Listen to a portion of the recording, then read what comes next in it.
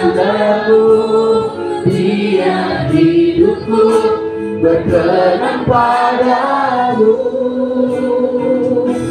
Sebabnya kau tak akan berarti tanpa kasih-Mu. Lahir di hatiku hanya bersama-Mu, Yesus, ku rasakan selalu. Dan menyertai hatiku bersama paduan suara, sudah ku bernyanyi kemuliaan di lapanglah hati. Damai sejahtera di antara manusia yang hidupnya bertekan kepadamu.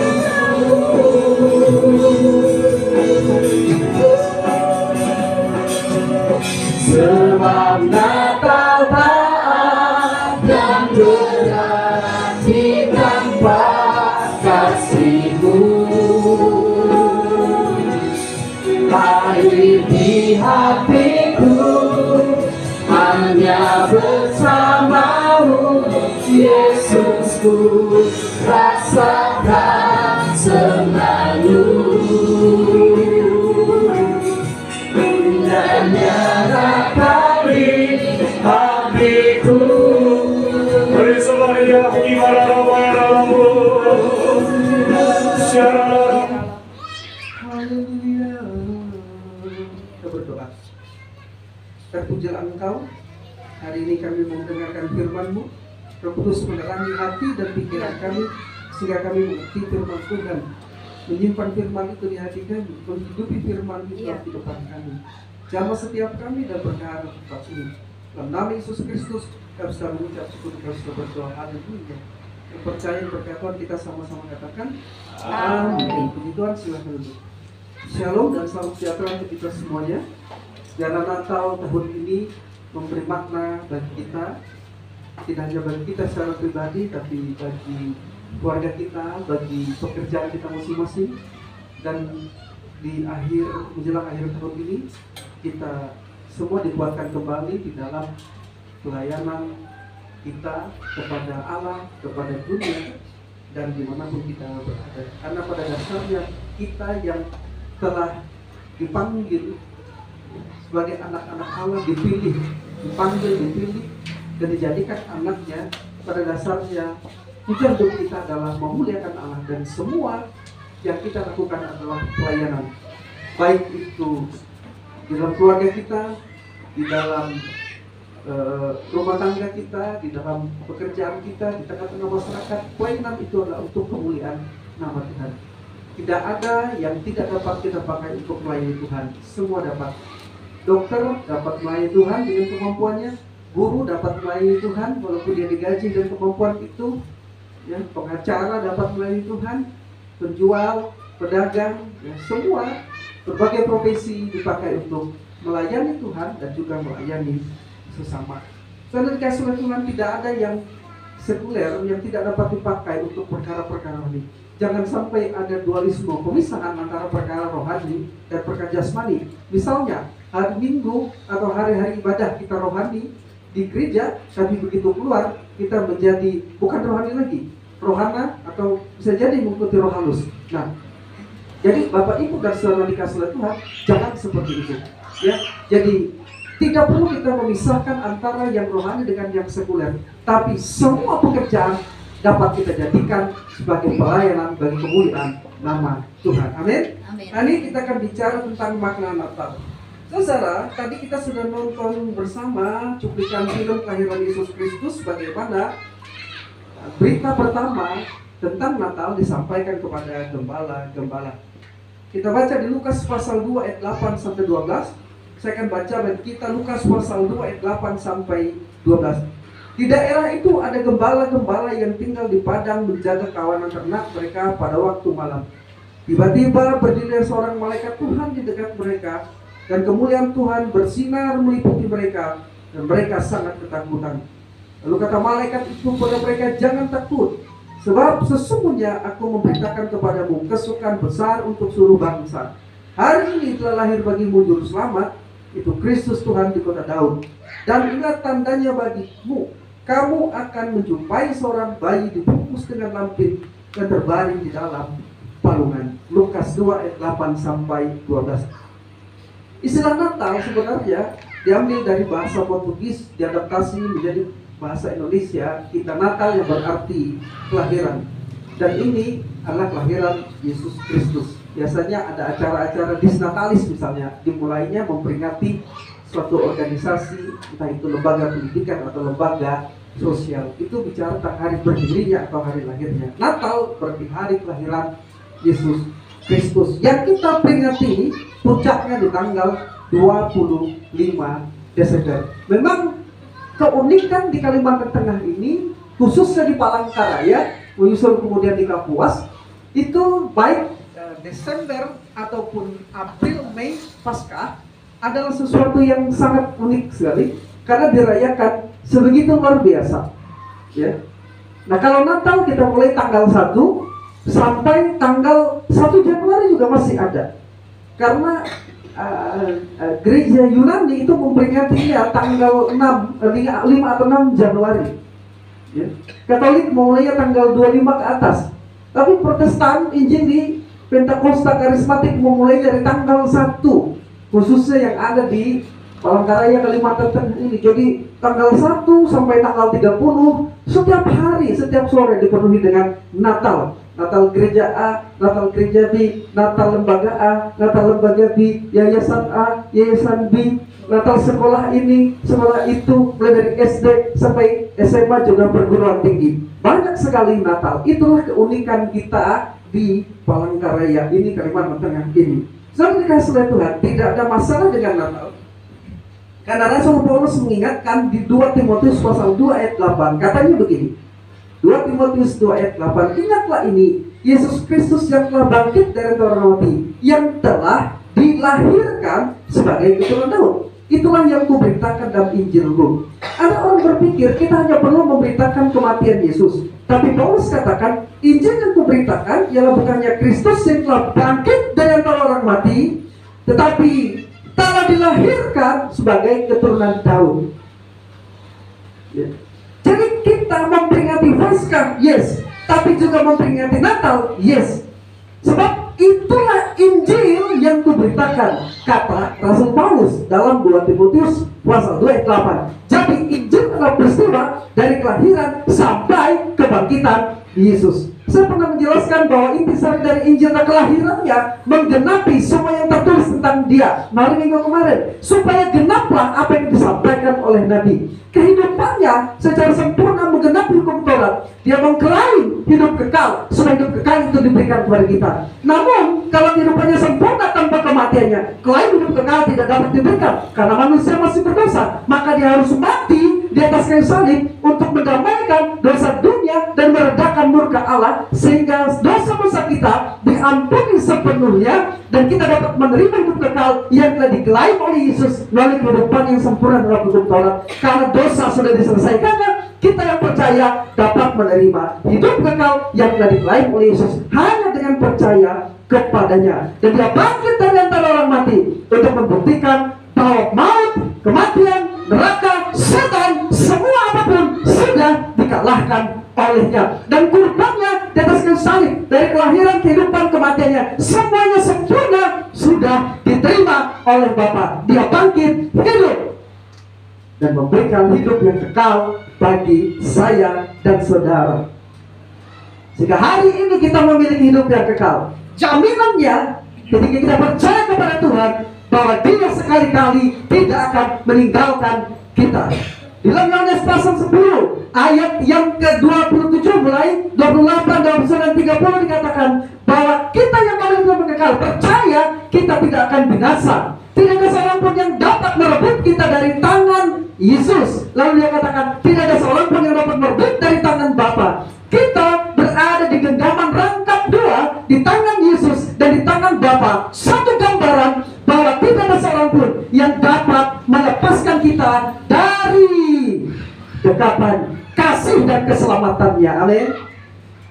Jadi konsep sekali selamat tetap selamat itu adalah sebuah jaminan bagi kita bahwa kita akan terus bertekun mengikuti Tuhan, karena kita percaya Tuhan memegang kita dan tidak akan melepaskan kita. Saya terlalu percaya karena Tuhan yang memegang tangan saya, yang memegang saya. Bahkan kalau kita berkatakan di kitab Yesaya, aku menggendong kamu, maka Dia sekali-kali tidak akan melepaskan. Beda kalau saya yang berusaha untuk menangkap Tuhan. Ismail, agama-agama yang dibuat oleh manusia, kepercayaan adalah usaha manusia untuk mencari Tuhan dan menyenangkan Tuhan. Tapi manusia dengan Ismail dan kepercayaan itu gagal. Bagikan anak tangga yang berusaha dibangun untuk mencapai langit, tidak bisa. Tapi kekristenan adalah agama yang diwahyukan. Satu kepercayaan bahwa Allah lah yang datang mencari, menjangkau, menyelamatkan orang berdosa yang terhilang ini. Sehingga ketika kita diselamatkan, jaminannya bukan ada pada saya, jaminannya bukan ada pada saudara, tapi jaminannya ada pada Yesus sendiri, ada pada Bapa yang memegang saya dan saudara. Sekali selamat tetap selamat berarti bahwa saya dan saudara dijamin oleh Tuhan selalu bertekun di dalam iman kita kepada Dia. Amin. Selalu bertekun di dalam iman kita kepada Dia. Sakitkah, penderitaankah, berbagai kesesakankah, persoalan-persoalan luka, tidak ada yang dapat memisahkan kita dari kasih-Nya, kata Paulus dalam kitab Roma. Itu artinya kita akan terus bertekun dalam iman, bertekun dan terus bertekun sampai akhir dengan mata tertuju kepada Yesus. Orang yang percaya sekali selamat tetap selamat, tapi tidak bertekun dalam iman, berpaling dari Tuhan, dia tidak pernah diselamatkan sebenarnya. Tapi dia merasa diselamatkan. Tapi orang yang bertekun di dalam iman, mereka yang diselamatkan, karena mereka mempercayakan hidupnya kepada Tuhan. Saudara-saudaraku, jadi baik Paskah maupun Natal kita rayakan karena itu adalah Injil, bukan kata Paulus. Jadi seharusnya sebagai kita memperingati Paskah, demikian juga seharusnya kita perlu memperingati Natal. Namun sayang, realita menunjukkan ada orang-orang yang merayakan Natal tanpa memahami sama sekali atau kurang memahami apa sebenarnya Natal itu. Bahkan ada yang berpendapat Natal adalah perayaan yang identik dengan pesta, yang identik dengan pohon terang, Sinterklas, kado-kado, door prize. Bahkan orang datang ke Natal hanya untuk door prize. Ada 5 juta, ada motor, ada mobil yang dijadikan door prize. Orang berbondong-bondong hanya demi door prize. Tidak salah, tapi Natal bukan door prize, Natal bukan kado, Natal bukan Sinterklas, Natal bukan pohon terang, Natal bukan pesta. Semua itu bukan Natal yang sesungguhnya, karena mereka melupakan bahwa Natal adalah Allah mengambil rupa manusia untuk tujuan penyelamatan. Natal adalah berita tentang Yesus yang lahir datang ke dalam dunia ini. Dia adalah Immanuel yang dijanjikan itu untuk menyertai umatnya secara jasmani atau harafiah. Karena Allah tidak terbatas, tidak terlihat. Lalu Allah berinkarnasi, anak Allah berinkarnasi, mengambil rupa manusia supaya dapat dilihat dan dapat dikenali oleh manusia. Natal adalah kelahiran Juru Selamat, anak Allah yang kekal, datang ke dalam dunia dalam rupa manusia. Jadi pusat dari setiap perayaan Natal adalah Kristus, karena Natal berarti memperingati kelahirannya. Oke, Natal Gibes Sangakala, Natal Gibes DN, Natal Gibes A, gereja B, sekolah A, persekutuan, lembaga ini, Natal ini dan itu. Tapi Natal yang kita rayakan, walaupun diadakan oleh organisasi dan lembaga manusia, Natal harus punya satu tujuan, memperingati dan memberitakan kelahirannya. Bahwa Dia adalah Allah dan Dia adalah Juru Selamat yang datang ke dalam dunia. Jadi Natal harus berpusatkan kepada Dia, apapun dan di dimanapun kita merayakan Natal, harus kita memperingati bahwa Natal adalah tentang kelahirannya. Jadi kita akan melihat makna Natal hari ini. Sebenarnya ada beberapa, saya hanya sebagikan 4 makna Natal. Yang pertama, merupakan realisasi perjanjian Allah. Kurang lebih 340 tahun yang lalu, 3.400 tahun yang lalu, seorang nabi yang bernama Bileam telah berbuat bintang terbit dari Yakub, tongkat kerajaan timbul dari Israel. Sedangkan kasihkan Siloam, ada setongkat dikatakan timbul dari Israel. Bangsa Israel selalu menunggu, mengharapkan kedatangan bintang tersebut. Ini menjadi petunjuk ketika bintang fajar, bintang timur terbit sebagai menjadi petunjuk bahwa seorang raja telah lahir. Dan saudaraku dikasihi Tuhan, orang-orang Majus yang berada di bawah kendali Daniel pada saat tentu saja Daniel memberitakan firman waktu dia menjadi orang ternama, termasuk pejabat yang tinggi pangkatnya pada saat dia berada di Media dan Persia pada saat itu. Dia memberikan ingatan kepada orang-orang yang memiliki hikmat dan kebijaksanaan di Media Persia. Ingat, kalau kalian melihat bintang itulah bintang Yakub, itulah bintang timur, dan raja di atas segala raja akan lahir dalam dunia ini. Ini diturunkan terus-menerus kepada orang-orang Majus, orang yang berhikmat dan ahli perbintangan itu. Daniel yang mengajarkan kepada mereka. Dan tepat 3.400 tahun kemudian Yesus lahir, bintangnya terbit di timur. Orang Majus datang lihat bintangnya. Mereka tahu apa yang dikatakan ilmu yang diwariskan turun-temurun kepada mereka.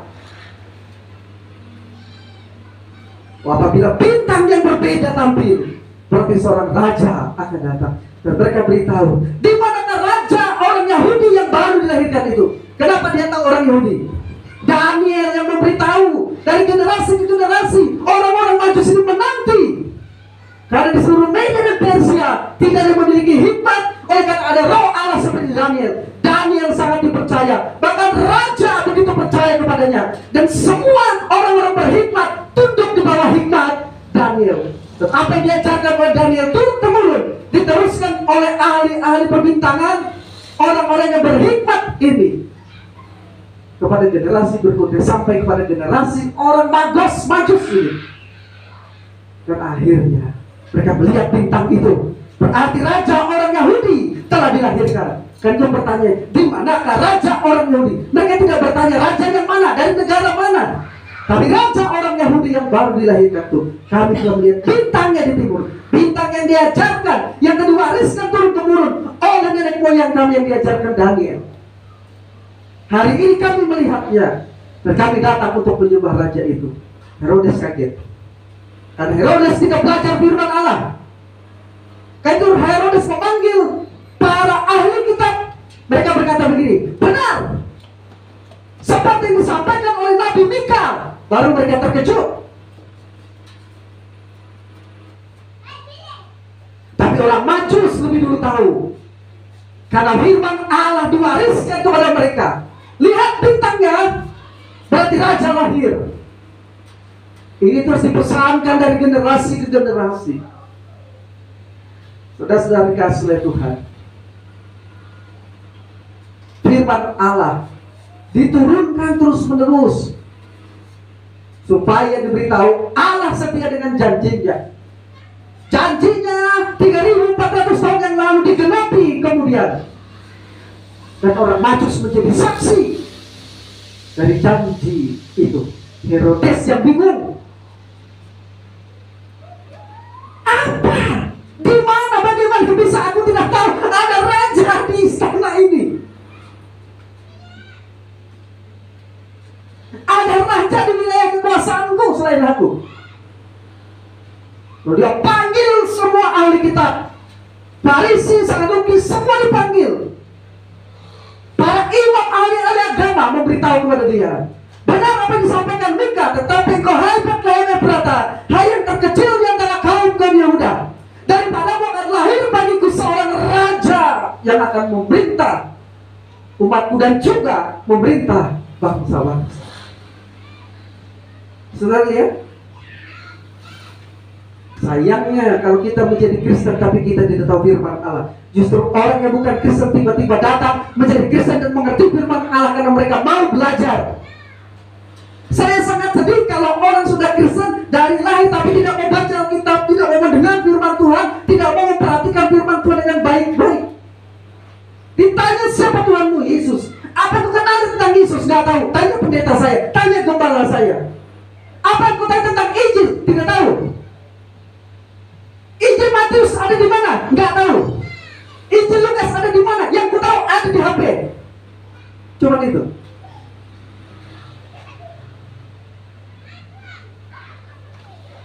Kekhawatiran banyak pendeta untuk generasi saat ini dengan teknologi yang canggih adalah mereka tidak tahu 66 kitab itu dimulai dari kitab apa. Kitab Kejadian itu di mana, Keluaran di mana, Imamat di mana, sudah tidak tahu lagi. Berapa jumlah perjanjian baru mereka tidak tahu, jumlah perjanjian lama mereka tidak tahu, karena Alkitab kita dimudahkan di hati tapi tidak dipelajari. Dan sudah dikasih oleh Tuhan. Padahal orang Majus, orang biasa, bukan pemilik firman Allah, tapi karena kehadiran Daniel sebagai orang yang paling berhikmat dipakai oleh Tuhan karena roh Tuhan dikatakan dalam kitab. Tetapi Daniel memiliki roh yang luar biasa, roh yang excellent. Karena dia berapa kali berdoa sehari. Dia selalu mempelajari kitab suci, berdoa. Pesan itulah kalau kamu melihat bintangnya dari raja lahir, disampaikannya kepada semua orang yang berhikmat di situ. Ini turun temurun disampaikan. Mereka percaya, karena itu mereka perhatikan benar-benar dari generasi ke generasi. Pesannya sama. Begitu melihat satu bintang yang berbeda, ada yang mengatakan adalah komet. Satu bintang yang berbeda. Ya. Tetapi sudah dikasih oleh Tuhan, mereka akhirnya adalah orang yang mengerti Raja telah lahir. Jadi Allah menggenapi janji. Syukur kepada Tuhan, sudah dikasih oleh Tuhan. Pengharapan itu sudah menjadi kenyataan. Pada hari Natal pertama, di langit yang gelap gulita tiba-tiba terbit semua bintang yang terang benderang sampai orang Majus melihatnya dari kejauhan. Sehingga beberapa orang Majus dari dunia sebelah timur ini mengetahui ada raja besar telah lahir.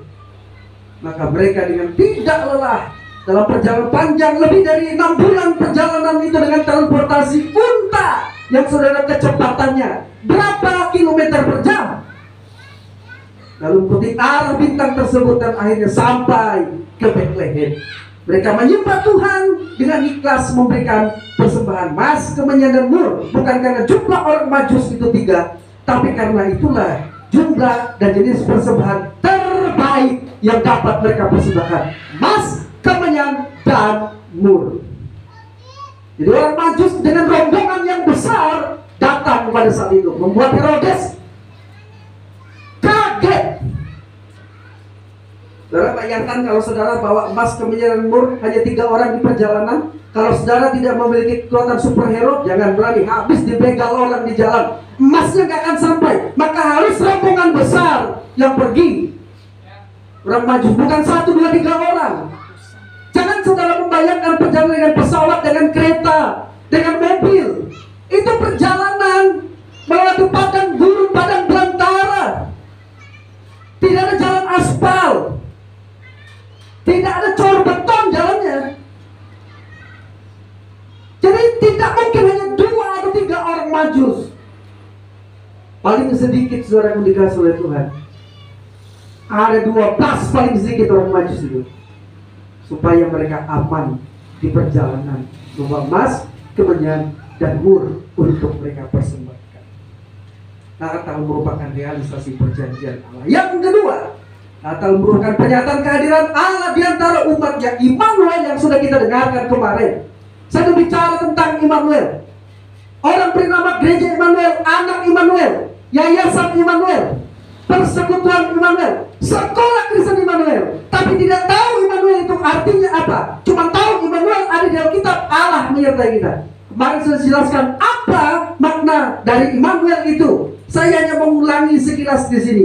Saya dikasih oleh Tuhan, kata Immanuel adalah Immanuel dan El. El untuk Allah dan iman berarti beserta atau bersama kita.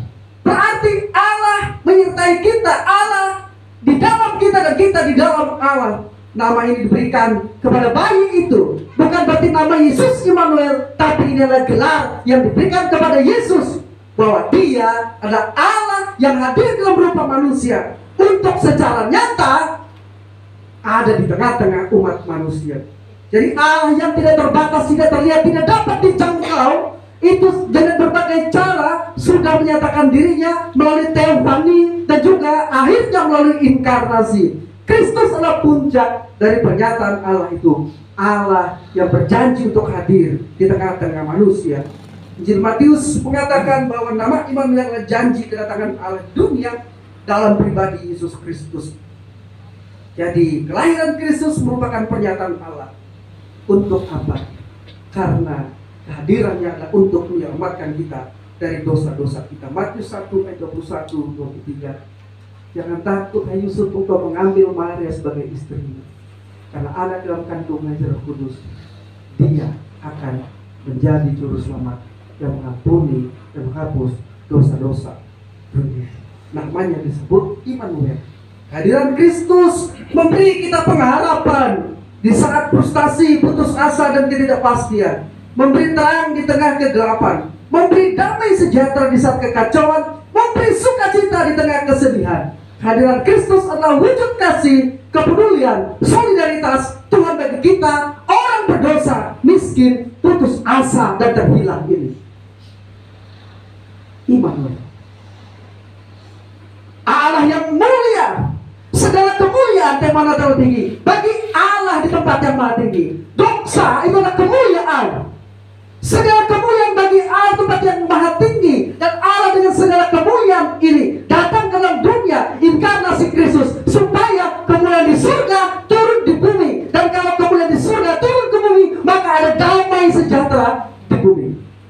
Kemuliaan bagi Allah di tempat yang maha tinggi dan damai sejahtera di bumi, yang menjadi tema diangkat lebih untuk Natal tahun ini. Tidak ada damai kalau tidak ada kemuliaan Allah hadir. Saudara dikasih oleh Tuhan, Natal berarti Allah hadir di antara umatnya, membawa kemuliaan surga datang ke dalam dunia, supaya damai sejahtera ada di dunia. Karena dikatakan, ketika malaikat memberitahukan damai sejahtera di bumi di antara manusia yang berkenan kepadanya. Berita ketika Yesus lahir adalah berita damai di bumi. Kehadiran Kristus adalah wujud kasih, kepedulian, solidaritas Tuhan kita terhadap kita yang berdosa, hina, miskin, putus asa dan terhilang, supaya kita diangkat menjadi bagian waris dari kerajaannya. Yang ketiga, Natal adalah inkarnasi alam rupa manusia. Sudah saya singgung sedikit tadi. Sudah dikasih oleh Tuhan seorang juru selamat yang memadai sebagai pengantara kita adalah Allah dan manusia, dan itu adalah pribadi Yesus Kristus, Allah dan manusia. Allah senantiasa oleh Tuhan supaya dia bisa memberikan hidup yang kekal. Manusia supaya dia bisa merasakan penderitaan kita dan bisa mati untuk pendamaian bagi dosa-dosa kita. Allah tidak bisa mati. Kedua natur ini beda. Natur Allah tidak dapat mati, manusia dengan naturnya dapat mati. Allah kekal, manusia tidak kekal. Allah tidak diciptakan, manusia diciptakan. Sering kasih Tuhan, Allah kudus, tidak berdosa. Manusia itu berdosa dan telah kehilangan kemuliaan Allah. Dua natur ini berbeda, sering kasih Tuhan. Karena itu Allah bukan berubah menjadi manusia. Anak Allah yang kekal bukan datang ke dunia lalu bertransformasi atau berubah menjadi manusia. Itu ajaran sesat. Tapi Allah dalam natur kealahannya tidak terbatas, kekal, berkuasa, hadir, berhada, mengambil natur manusia bagi dirinya menjadi satu pribadi logos, itu Yesus Kristus. Sehingga Yesus yang adalah Allah tetap memiliki natur kealahannya tanpa berubah sedikitpun, tapi terselubung di dalam natur kemanusiaan yang terbatas. Bisa menangkap? Kealahannya tidak berkurang. Itu sebabnya ada di dalam dunia, dia ada di mana-mana karena dia Allah, itu Yesus. Dan ketika berkata, aku menyertai kamu sampai selama-lamanya, karena dia maha hadir dan dia maha ada. Tapi kemanusiaannya memang baru ada pada saat inkarnasi. Dan dibawa nanti pada waktu dia datang. Hari ini tubuh manusia tetap berada di surga. Dan yang kita sembah itu adalah Allah, bukan kemanusiaan. Tidak boleh kita menyembah manusia. Tapi karena pribadi manusia, karena natur manusia telah diambil oleh anak Allah peristiwa inkarnasi, sehingga natur manusia ini akhirnya menjadi satu dalam pribadi Logos. Maka ketika kita menyembah Yesus sebagai manusia, kita harus ingat yang kita sembah adalah pribadi Logos, anak Allah yang kekal itu. Jadi kalian menyembah manusia Yesus, katakan tidak, kami menyembah pribadi Logos, anak Allah yang kekal. Bisa menangkap? Ya. Namun karena Yesus telah mengambil natur ini dan natur ini menjadi satu dalam satu pribadi, sudah dikasih oleh Tuhan, maka bagaimanapun ketika orang menyembah pribadi Logos, tentu saja mereka akan melihat juga kemanusiaan Yesus. Jadi itu konsep penyembahan kita. Ya. Sebab banyak orang Kristen yang tidak tahu. Bahkan saya sedih, anak-anak di sekolah kita seminari tidak diajarkan seperti itu. Itu paling esensi supaya kita tahu. Karena dari luar sana musuh kekristenan adalah menganggap bahwa Yesus adalah manusia biasa, bukan Allah. Yesus adalah manusia yang dilantik dalam konsili dijadikan Tuhan oleh orang Kristen. Itu ajaran dari luar sana, dari filsafat dunia dan dari kepercayaan agama lain. Kekristenan telah mengatakan Yesus adalah pribadi Logos, putra Allah yang kekal, datang ke dalam dunia ini mengambil rupa manusia. Dari awalnya dulunya dia Allah, dan ketika dia inkarnasi tetap Allah, dan ketika mati dan kemanusiaannya dia bangkit, dia ada tetap Allah. Bukan manusia yang kemudian ditinggikan menjadi Tuhan. Ya. Jadi Yesus dari kekal sampai kekal adalah Allah. Tapi supaya mewujud nyatakan Allah yang dapat dilihat dalam rupa manusia, putra Allah berinkarnasi mengambil rupa manusia. Bisa menangkap ini ya? Ya. Sehingga benar-benar Allah hadir di antara umatnya. Sudah dikasih oleh Tuhan. Kalau Yesus adalah manusia biasa, apa bedanya kita dengan agama-agama lain? Yesus adalah Allah. Hadiran Kristus memberi kita pengharapan. Natal merupakan pernyataan kehadiran Allah di antara umatnya. Sekarang yang pertama, kedua, yang ketiga, inkarnasi anak Allah yang saya jelaskan tadi. Saudara dikasih oleh Tuhan. Yang keempat, Natal adalah berita kesukaan besar bagi seluruh bangsa. Pada saat kelahiran Kristus, seorang malaikat memberitahu para gembala yang berada di padang Efraim, sebab sesungguhnya aku memberitakan kepadamu kesukaan besar untuk seluruh bangsa. Hari ini, kurang lebih 2000 tahun yang lalu, telah lahir bagimu juru selamat, itu Kristus. Kristus. Dari kata Ibrani Masyah. Ya. Ini adalah pemimpin yang dijanjikan di dalam sepanjang sejarah perjanjian lama. Ya. Sudah dikasih oleh Tuhan.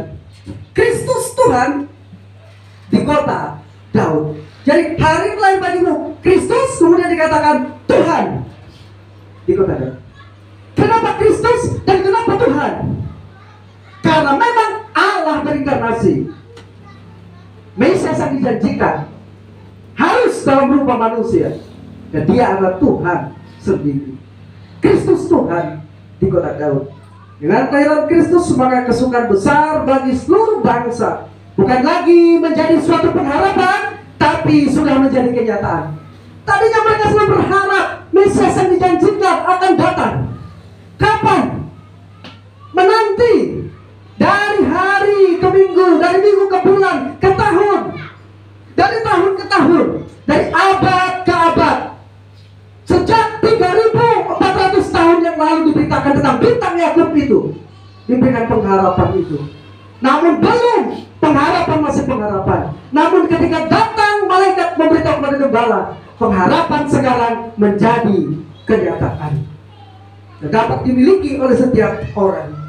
Tujuan kelahirannya di muka bumi untuk membawa keselamatan dan adalah suatu berita besar yang membawa kesukaan besar. Saudara dikasih oleh Tuhan, dengan menerima anugerah dan percaya, kita dapat memiliki hidup yang kekal dan sukacita yang besar itu. Kesukaan yang Allah berikan adalah kesukaan yang sejati, tidak seperti kesukaan yang diberikan oleh dunia ini. Di mana perbedaannya?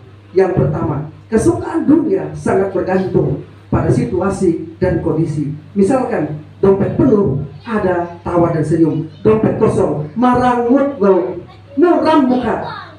Nah, kalau pekerjaan bagus, proyek lancar, senang sekali. Kita beritahu istri kita, pasangan kita, keluarga kita, teman kita, kita bercerita dengan sukacita karena proyek lancar. Kapan penuh, kita traktir A, traktir B, hanya untuk memberitahu proyek lancar. Tapi begitu proyek gagal, kita marah dengan orang rumah, marah dengan istri yang tidak tahu apa-apa, marah dengan anak yang tidak tahu apa, marah dengan teman, marah dengan tetangga. Karena sukacita itu adalah sukacita dunia yang kita miliki. Sukacita yang tergantung pada situasi dan kondisi. Tapi kesukaan sejati tidak tergantung demikian. Ada atau tidak ada uang kita, jalan atau tidak jalan proyek kita, tidak akan membuang, tidak akan menghilangkan sukacita kita. Sukacita yang Tuhan berikan. Kesukaan dunia yang kedua berasal dari luar ke dalam, tapi kesukaan sejati dari dalam keluar. Dan karena kesukaan ini dari dalam keluar, setelah dikasih Tuhan, maka sukacita ini tidak akan hilang. Yang ketiga, kesukaan dunia bersifat sementara, tidak tahan lama, tetapi kesukaan sejati bersifat kekal dan tahan lama. Suatu hari ada perlombaan lukis.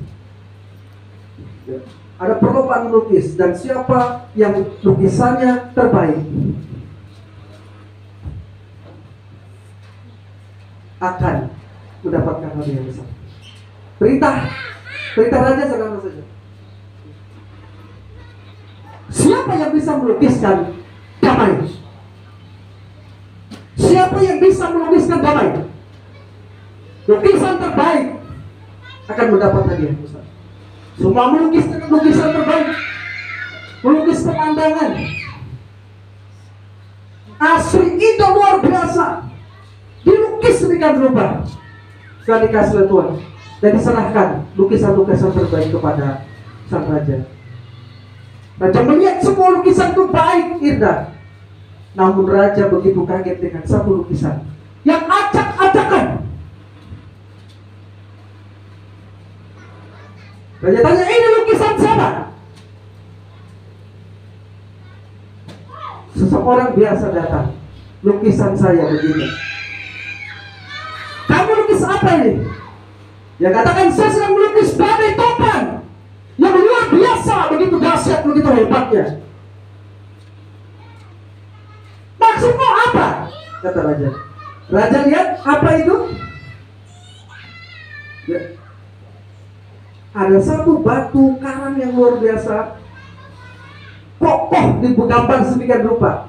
Ada lubang kecil di situ, dan ada seekor burung kecil tinggal di dalam lubang di batu karang yang lukis di antara badai dan topan itu. Maksudnya ialah begini baginda, di tengah-tengah badai topan yang hebat ada satu batu karang di mana burung kecil biasa dapat tinggal dengan tenang, dapat tinggal dengan aman di batu karang itu tanpa terganggu oleh hebatnya topan dan badai itu. Itulah damai. Raja bilang, ini yang kucari, ini yang kucari. Sudah dikasih Tuhan. Di dalam Yesus kita mendapatkan damai yang tidak dapat diberikan oleh dunia. Damai sejahtera aku tinggalkan bagimu, damai sejahtera aku berikan bagimu, damai sejahtera aku tinggalkan bagimu. Tidak seperti damai yang diberikan oleh dunia ini. Dunia memberikan damai sementara karena dari luar ke dalam, tapi damai dari Tuhan dari dalam kita keluar. Karena damai sejahtera kita itu lahir dari kebenaran. Di mana ada kebenaran, di situ tumbuh damai sejahtera. Dan ketika ada damai sejahtera, di situ ada sukacita. Jadi walaupun kita sulit dalam pekerjaan kita, sulit dalam usaha dan upaya kita, berat pergumulan kita dalam menghadapi kehidupan, pekerjaan, pelayanan apapun, tidak akan mengurangi sukacita kita. Coba saudara pandang, suami istri coba pandang wajahnya, atau saudara dengan teman sebelah saudara. Saudara lihat, dia sedang senyum apa merangut? Saudara suka yang mana? Coba lihat wajah orang di sebelahmu. Saudara suka melihat orang yang senyum, yang ada sukacita, atau suka melihat orang yang selalu muram, selalu merangut? Saudara suka lihat yang mana? Lihat yang sukacita loh.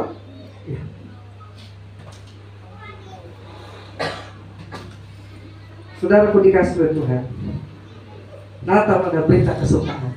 Kesukaan dan kesukaan itu adalah sukacita bagi kita. Ringkasnya dalam hubungan dengan Allah, Natal adalah penggenapan perjanjian keselamatan sebagai wujud kasih, kepedulian dan solidaritas Allah. Dalam hubungan dengan Kristus, datanglah inkarnasi anak Allah. Kristus, anak Allah kekal, datang dan hadir di tengah-tengah dunia umat manusia ini. Tidak ada keselamatan tanpa inkarnasi kelahirannya. Melalui inkarnasi, Kristus menjadi perantara bagi pendamaian, penebusan, pengampunan dosa-dosa kita. Dan dalam hubungannya dengan manusia, dalam hubungan dengan Allah, dalam hubungan Kristus, dan dalam hubungan dengan manusia, Natal adalah berita kesukaan bahwa Allah Immanuel menyertai kita, memberi keselamatan, damai sejahtera, dan sukacita kepada kita. Sebab Natal tidak berarti tanpa Kristus lahir di hati kita. Kan itu kata lagu kita tadi. Natal tidak ada artinya kalau Kristus tidak lahir di hati kita. Saudara pun dikasih oleh Tuhan, Yesus tidak tiap hari lahir di hati kita. Saat kita percaya kepada Dia, menerima Dia sebagai Tuhan dan Saudara, saat itu Dia sudah ada di dalam kita. Dan kita tinggal di Dia. Sebab bagiku hidup adalah Kristus, kata Rasul Paulus. Dan hidup yang hidup sekarang adalah hidup karena iman di dalam anak Allah. Tolong dibacakan Galatia pasal yang ke-2. Galatia pasal 2 ayat yang ke-19. Coba saudara, ayat terakhir ini saya ingin bagikan kepada saudara. Demikian firman Tuhan, Galatia 2 ayat 19. Sebab aku telah mati oleh hukum Taurat. Sebab aku telah mati oleh hukum Taurat. Untuk hukum Taurat. Untuk hukum Taurat. Supaya aku hidup untuk Allah. Supaya aku hidup untuk Allah. Aku telah disalibkan dengan Kristus. Aku telah disalibkan dengan Kristus. Artinya terhisap karena kepercayaan kepada karya Kristus yang salib. Terus? Namun aku hidup. Nah, aku telah disalibkan, mati bersama-sama dengan Kristus. Namun aku hidup, tetapi bukan lagi aku. Tapi bukan lagi aku yang hidup, melainkan Kristus yang hidup di dalam aku. melainkan Kristus yang hidup di dalam aku. Dan hidupku yang kuhidupi sekarang di dalam daging Ya. adalah hidup oleh iman dalam anak Allah yang telah mengasihi aku dan menyerahkan dirinya untuk aku. Saya selalu beritahu rahasia kehidupan Kristen, rahasia terbesar dalam menjalani kehidupan Kristen yang berkemenangan bukanlah bagaimana kita hidup bagi Allah dan berusaha menyenangkan Allah, tapi izinkan Yesus hidup dalam kita. Aku hidup, tetapi bukan lagi aku hidup, kata Paulus, melainkan Kristus yang hidup di dalam Aku. Kalau saudara berusaha hidup bagi Kristus dengan kekuatan saya sendiri, hidup bagi Allah itu adalah kuat Paulus. Dia tersesat di dalam pengejarannya akan perkenan Allah.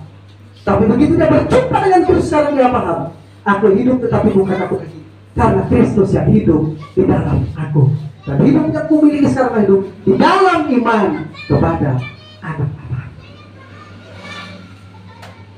Kita tidak dapat menjalani kehidupan Kristen yang benar, yang baik kalau kita dengan kekuatan kita sendiri. Tapi izinkan kita hidup, mengizinkan Kristus hidup di dalam kita. Bagaimana Kristus hidup di dalam kita?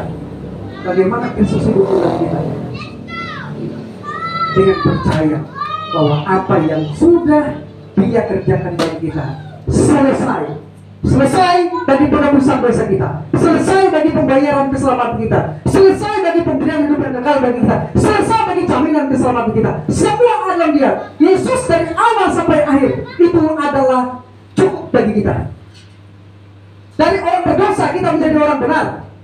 Kemudian kita dikuduskan, terus menerus berbaharu. Kita kemudian terus menerus menjadi orang kudusnya, dimuliakan dan akhirnya bersama-sama dengan Dia. Semua apa? Semua ada di dalam Dia. Dia cukup bagi kita. Bukan A, bukan B, cara A, cara B, cara C, tapi cukup di dalam Yesus saja. Dan Yesus di dalam kita, cukup bagi kita. Tapi dari A sampai Z, apapun yang kita lakukan di luar Kristus, tidak ada apa-apanya. Itu yang Paulus lakukan. 613 hukum Taurat yang dijabarkan dalam peraturan, perintah dan larangan oleh orang-orang Farisi Yahudi pada waktu itu, pemimpin dan imam-imam, sudah ditaati oleh Rasul Paulus. Dalam hal orang Farisi, aku tidak bercela katanya. Tapi kemudian semua itu kuanggap rugi ketika pengenalan akan Yesus. Jadi dari A sampai Z, tanpa Yesus tidak ada artinya. Namun Yesus adalah A sampai Z. Kalau Dia Alfa dan Omega, dalam abjad kita A sampai Z, berarti Dia cukup bagi kita. Karena Dia dalam abjad gimana adalah Alfa dan Omega. Jadi Alfa sampai Omega, dalam abjad kita A sampai Z, Yesus cukup bagi kita. Amin. Jadi Yesus bukan satu-satunya, tapi Yesus segala-galanya bagi kita. Amin. Sekali lagi, Yesus bukan saja satu-satunya, tetapi segala-galanya bagi kita. Jangan lagi lakukan A sampai Z di luar Kristus, tapi lakukan di dalam Kristuslah. A sampai Z semua ada di dalam Kristus, dan di dalam Yesus itu sama seperti kita berada di batu karang. Ada topan, badai, gelombang, apapun hebatnya, keadaannya ini kita bisa tenang di dalam Dia, karena kita mengatakan Dia batu karang yang teguh, yang kita dapat diam di dalam Dia dengan aman. Haleluya. Mari kita bangkit berdiri.